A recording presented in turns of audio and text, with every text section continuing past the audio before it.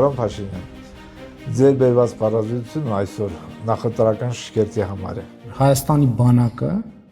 եւ սննդի, եւ հագուստի, եւ սպառազինության, եւ բարոյահոգեբանական վիճակի եւ պաշտպանունակության առումով երբեք այսպիսի լավ վիճակում չի եղել։ Զենքը պատերազմներով չի անցել եւ մենք չգիտենք թե ինչպես է այն իրեն դրսեւորել նույնիսկ փորձարկումների ժամանակ։ Հայաստանին այսօր անհրաժեշտ է սեփական ռազմատնտեսություն։ Մենք ունենք այդ պոտենցիալը։ Մենք կարող ենք արտադրել կառավարող արկեր, հրթիռներ,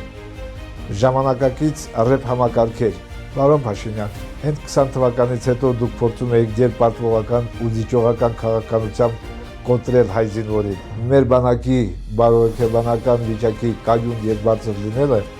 դա մեր զինվորի շնորհքն է։ Նրա պատվի, պատվախնդրության, արժանապատվության շնորհքն է։ Թույլերը բարեկամներ չեն ունենում։ Մենք բերելու ենք ուժեղ, կայուն խաղաղություն։ Սիրելի հայրենակիցներ, մենք գիտենք, որ դուք ուզում եք փոփոխություններ, եւ այդ փոփոխությունների համար